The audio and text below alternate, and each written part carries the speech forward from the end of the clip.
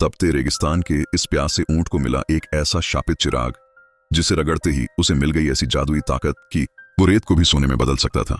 लेकिन उसे यह बिल्कुल भी अंदाजा नहीं था कि इस ताकत के साथ एक ऐसा श्राप भी जुड़ा है जो पूरे रेगिस्तान को तबाही में बदल सकता है। अगर आपको रहस्यमयी और डरावनी कहानियां पसंद हैं तो अभी वीडियो को लाइक कीजिए और चैनल को सब्सक्राइब करना बिल्कुल मत भूलिए, क्योंकि आगे जो होने वाला है वह किसी भी कहानी से ज्यादा खौफनाक है। यह कहानी शुरू होती है एक विशाल और सूने रेगिस्तान से, जहां मीलों दूर तक सिर्फ तपती रेत और जलती हुई हवाएं थीं। उसी रेगिस्तान में एक बेचारा ऊंट कई दिनों से भटक रहा था। उसकी आंखें थकान से लाल हो चुकी थीं और उसका गला इतनी प्यास से सूख गया था कि वह मुश्किल से सांस ले पा रहा था। वह पानी की तलाश में इधर उधर घूम रहा था, लेकिन हर दिशा में उसे सिर्फ रेत ही रेत दिखाई देती थी। अचानक उसकी नजर दूर चमकती हुई किसी चीज पर पड़ी। पहले तो उसे लगा कि यह धूप का धोखा है, लेकिन जब वह धीरे धीरे उस तरफ बढ़ा तो उसने देखा कि आधी रेत में दबा हुआ एक पुराना पीतल का चिराग पड़ा है। चिराग इतना पुराना था कि उस पर अजीब अजीब निशान बने हुए थे, जैसे किसी प्राचीन जादू का हिस्सा हो। ऊंट ने जिज्ञासा से उस चिराग को अपनी नाक से छुआ और जैसे ही वह हल्का सा रगड़ा, अचानक तेज धुएं का गुब्बार आसमान की ओर उठने लगा। रेत हवा में घूमने लगी और कुछ ही सेकंड में उसके सामने एक रहस्यमयी आवाज गूंजने लगी। जिसने चिराग को जगाया है उसे अब उसकी शक्ति भी मिलेगी। ऊंट डर से कांपने लगा, लेकिन अगले ही पल उसने महसूस किया कि उसके शरीर में अजीब सी ताकत दौड़ रही है। उसने जैसे ही अपने खुर से जमीन को छुआ, वह जगह चमकने लगी और कुछ ही सेकंड में वह रेत सोने की चमक में बदल गई। ऊंट हैरान रह गया। उसने दोबारा कोशिश की और इस बार भी वही हुआ। जहां भी वह खुर मारता, रेत सोने में बदल जाती। कुछ ही देर में उसके चारों ओर सोने के ढेर बन गए। अब वह सिर्फ एक प्यासा जानवर नहीं था, वह पूरे रेगिस्तान की सबसे बड़ी दौलत का मालिक बन चुका था। लेकिन उसे नहीं पता था कि इस चिराग की शक्ति सिर्फ उसे नहीं मिली थी, इस शक्ति की खबर किसी और तक भी पहुंच चुकी थी। उसी रात जब सूरज डूब गया और रेगिस्तान में ठंडी हवा चलने लगी, अचानक दूर से एक काली परछाई रेत के टीलों के बीच दिखाई देने लगी।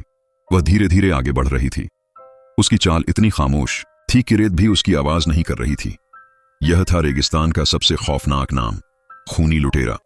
लोग कहते थे कि वह इंसान नहीं बल्कि किसी अंधेरी शक्ति का दूत है। उसके पास ऐसी भयानक ताकत थी कि वह किसी भी जानवर या इंसान की परछाई चुरा सकता था, और जिसकी परछाई वह छीन लेता वह हमेशा के लिए एक जिंदा लाश बन जाता था। ऊंट को अभी तक इस खतरे का अंदाजा नहीं था। वह खुशी खुशी रेत को सोने में बदलता जा रहा था, लेकिन तभी अचानक उसे महसूस हुआ कि उसके पीछे कोई खड़ा है। उसने धीरे धीरे पीछे मुड़कर देखा और उसकी आंखें डर से फैल गईं। उसके सामने काले कपड़ों में लिपटा एक लंबा सा आदमी खड़ा था, जिसकी आंखें लाल चमक रही थीं। वह आदमी धीमी आवाज में बोला, तो आखिर मिल ही गया वह चिराग जिसकी ताकत से पूरे रेगिस्तान को खरीदा जा सकता है। ऊंट घबराकर पीछे हट गया। तभी लुटेरे ने अपना हाथ जमीन पर रखा और अगले ही पल ऊंट की परछाई धीरे धीरे जमीन से अलग होने लगी। ऊंट डर के मारे जोर से चिल्लाया और उस लुटेरे की ओर दौड़ पड़ा। लेकिन जैसे ही उसने उस आदमी को छूने की कोशिश की, अचानक आसमान काला हो गया। तेज गर्जना हुई और बादलों से आग की बारिश होने लगी। जलती हुई आग की बूंदें रेत पर गिरते ही छोटे छोटे धमाके करने लगीं। पूरा रेगिस्तान कांपने लगा, जमीन फटने लगी और उन दरारों के अंदर से अजीब लाल रोशनी निकलने लगी। ऊंट समझ ही नहीं पा रहा था कि यह सब क्यों हो रहा है। तभी अचानक चिराग उसके पास से खुद ब खुद चमकने लगा, जैसे उसके अंदर कोई शैतानी शक्ति जाग गई हो। अब यह सिर्फ सोना बनाने वाला जादू नहीं था, यह कुछ और ही भयानक चीज थी जो धीरे धीरे पूरे रेगिस्तान को अपनी चपेट में ले रही थी। लेकिन सबसे डरावनी बात यह थी कि वह खूनी लुटेरा मुस्कुरा रहा था, जैसे उसे पहले से पता हो कि अब असली खेल शुरू होने वाला है। आसमान से आग की बारिश लगातार तेज होती जा रही थी और हर जलती हुई बूंद जब रेत पर गिरती तो ऐसा लगता जैसे पूरा रेगिस्तान किसी भट्टी में बदल गया हो। ऊंट डर के मारे इधर उधर भागने लगा, लेकिन जहां भी वह दौड़ता, जमीन उसके पैरों के नीचे कांपने लगती। चिराग अब उसके पास रेत में पड़ा जोर जोर से चमक रहा था, जैसे उसके अंदर कोई खतरनाक शक्ति पूरी तरह जाग चुकी हो। उसी समय वह खूनी लुटेरा धीरे धीरे उसकी तरफ बढ़ने लगा। उसके चेहरे पर अजीब सी मुस्कान थी, जैसे उसे इस आग और तबाही से कोई डर नहीं हो। उसने ठंडी आवाज में कहा, तुम्हें लगता है यह चिराग तुम्हें अमीर बना देगा, लेकिन तुम्हें यह नहीं पता कि यह चिराग सिर्फ सोना नहीं बनाता, यह दुनिया को खत्म भी कर सकता है। ऊंट घबराकर पीछे हटने लगा, लेकिन तभी उसे महसूस हुआ कि उसकी परछाई जमीन से फिर अलग होने लगी है। लुटेरा अपने हाथ को हवा में घुमा रहा था और उसकी उंगलियों से काली धुंध निकलकर जमीन पर फैल रही थी। धीरे धीरे ऊंट की परछाई जमीन से उठने लगी, जैसे कोई अदृश्य हाथ उसे खींच रहा हो।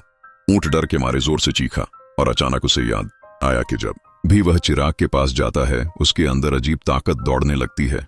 वह तुरंत मुड़कर चिराग की ओर दौड़ा और जैसे ही उसने उसे अपने खुर से छुआ, अचानक चिराग से तेज सुनहरी रोशनी फूट पड़ी। उसी पल उसके शरीर में फिर वही जादुई ऊर्जा दौड़ने लगी। उसने गुस्से में जमीन पर जोर से खुर मारा और देखते ही देखते रेत का विशाल टीला सोने के पहाड़ में बदल गया। वह सोने का पहाड़ अचानक टूटकर उस लुटेरे की ओर गिरने लगा। कुछ पल के लिए ऐसा लगा कि लुटेरा उसके नीचे दब जाएगा, लेकिन तभी उसने अपने हाथ हवा में उठाए और एक अजीब मंत्र बोलने लगा। अगले ही पल वह सोने का पहाड़ हवा में ही रुक गया और धीरे धीरे पिघलकर काली राख में बदल गया। यह देखकर ऊंट के होश उड़ गए।